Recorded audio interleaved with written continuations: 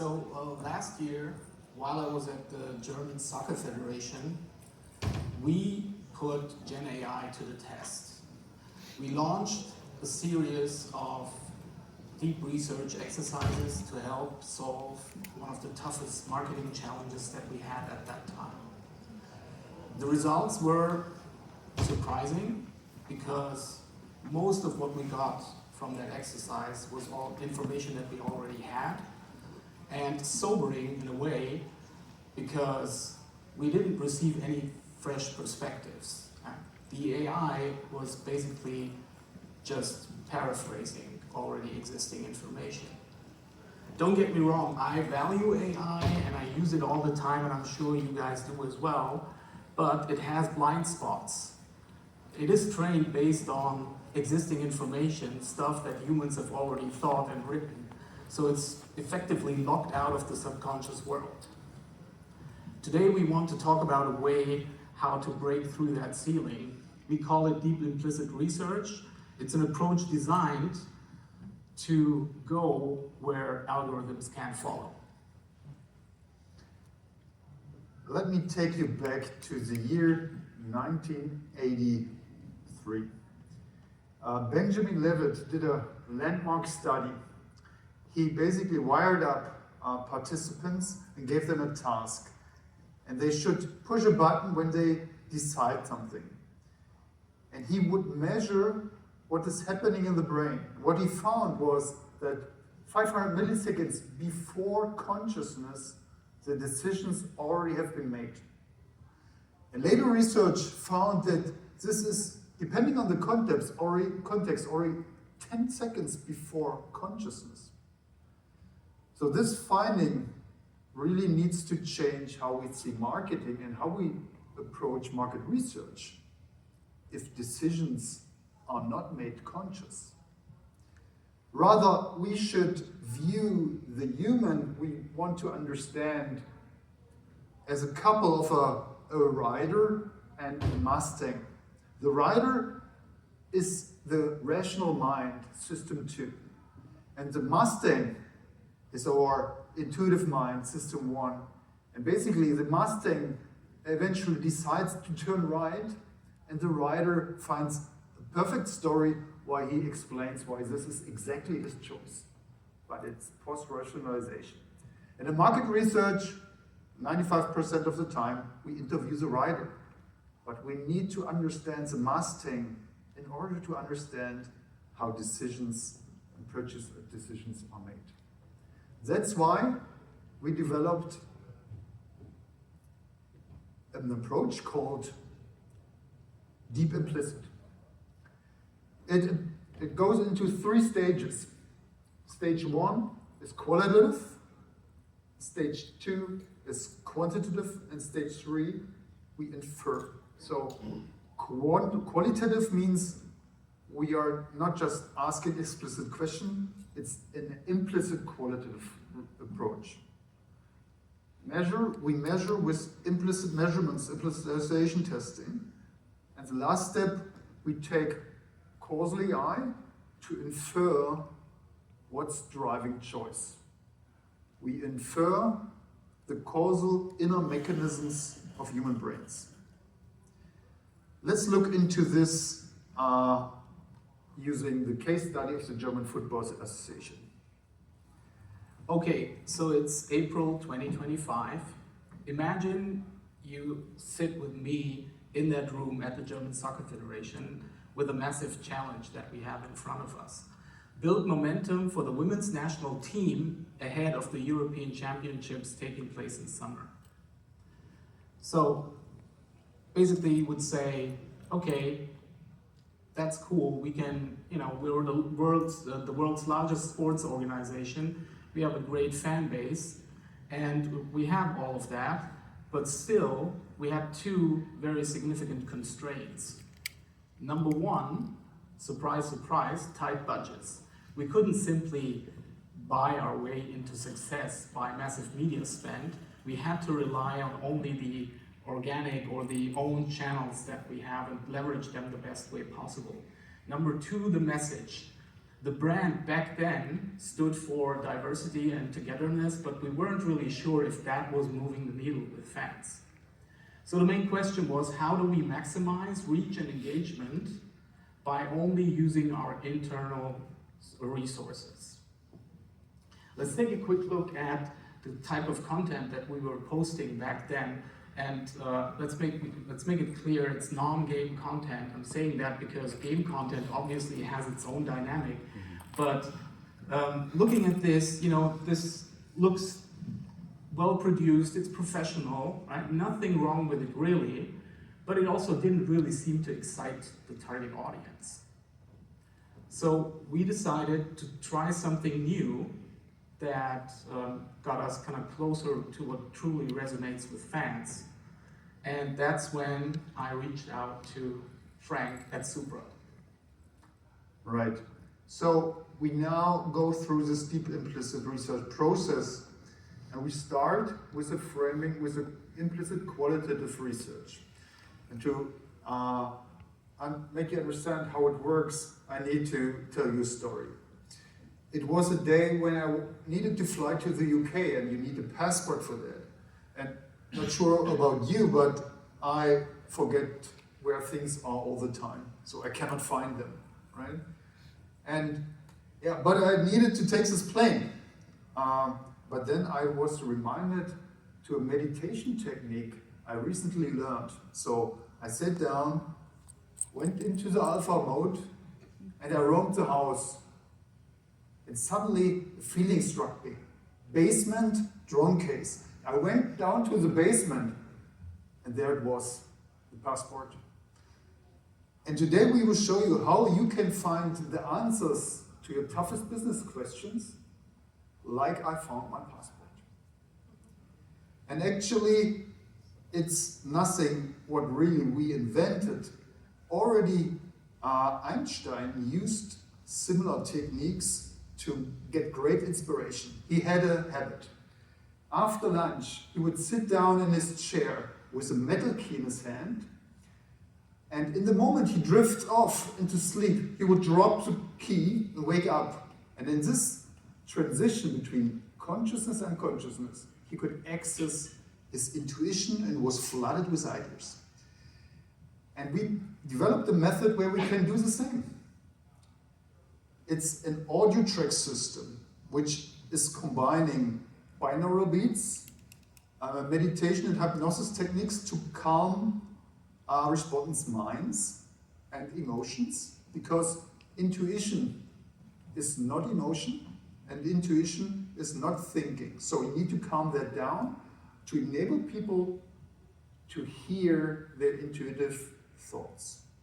That's what we do. It's basically an app where pre-produced audio tracks for a certain customer are in, and we select respondents that are just knowledgeable about the topic, and football, basically everyone in Germany is knowledgeable about football. So it's basically everyone. We actually did it for internal teams, and we had 50 students taking part. And they basically get a link, take 10 minutes time to lay down and use iPhone, earheads. And in a minute of 7, there's a projective question. So we don't ask people, what's your opinion, which triggers system 2 and the rational thinking. No, we ask a projective question and instruct the response to just write down what comes initially to the mind. And finally, there's an analysis process where AI filters out rational answers and condense everything with a deep psychology background. So what are the insights here? The insights were that basically there are two key reasons to drive engagement. First, the identification with the player. The player is like me. It's really a relatable hero, right? So it's about identification, and the identification goes further It is about the identification with the team's values. So if the team represents values that are non-trivial, that are important to the audience, that's really the kicker to that. And we will illustrate it in a bit, because we took now these findings and brought it in the next step, the quantitative phase. Yeah? We designed a quantitative study where we measure fan engagement and perception of teams. And actually, the last item was not on the list of experts. Experts would not have brought up that. Without the qualitative phase, we would not have had this input for the quantitative study. So, right? So we did this quantitative study and used the implicit association test. Implicit association test measures response time. Yeah. So because the intuitive mind is fast, and everything which is conscious and which is based on a rational answer takes at least 1 or 2 seconds. It's not possible to respond faster. So you cannot even cheat this method. So with that, we measure what's the inner knowing quantitatively on certain topics. But this is still just data. What we really want to know is the cause and effect. Yeah, what is causing engagement? That's why we need to apply Causal AI. So Causal AI is basically an advanced driver analysis. That's the technology we are developing since over 25 years. And it's really explorative and universal. And it delivers quite interesting results. Let's look at the results. What you see here are the effect strengths, the impact of those different reasons. And you may not read them all, but the top #1 driver of fan engagement is the CLOP stands for something I support. So basically the identification with the value of the team. And to bring it to the context, in Europe, football is really more like a religion than an entertainment product. So, and that's really what you see here. It's much more important than the success of the sport team, and also the authenticity and the identification with the player is the third most impactful drivers. So now we took these insights and brought it into action. Ibrahim? Yeah, so how did we translate that into content for the women's national team? So this is what we had before, right? And let me show you a few examples of the type of content that we created and posted after implementing the insights from the analysis. And as you can see, it shows the players in more everyday situations with genuine emotions. And the picture here on your left is actually taken as it's a snapshot of one of the most successful pieces of social media content for the team ever. What do you think it shows? Any ideas? Kind of seems like relaxation after practice, or wait, the one on the or your left. No, yeah. Almost like a. Oh, sorry, like it's your right. Yeah, no, you're good. Agree. Yeah. Almost, maybe it's like a birthday celebration almost. Or Yeah, like it's exactly that. It's exactly that, and it's not, celebration of a win or a goal or something. It's a birthday celebration. And it's exactly that kind of content that made this team more relatable to fans. Fans felt that they could get closer to the team, and that's what really drove engagement. And let's take a look at the numbers, of course. We're here at the Market Research Conference, right? So we did a before and after by indexing KPIs for Instagram. And what you can see here is that we saw a massive uplift in June against the May baseline. So we took May as a benchmark because looking at the 12 months prior, it was a fairly average month. So as you can see, all of the KPIs were up. And what we also saw is that, and that's the very interesting thing actually, in June, the focus of the German soccer community was actually more on the men's under 21 championship that was going on, and Germany made it to the final. So despite this distraction, we were able to come up with this result. On average, the KPIs increased by over 120%, and I think that's quite remarkable. And as we, in June, we decided also to slightly reduce our paid spend on meta platforms.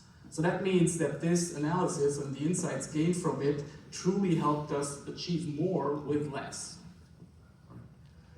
Let me summarize this for you.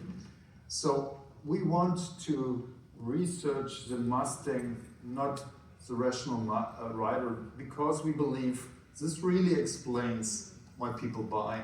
We do that in a holistic approach, which combines qual with quant.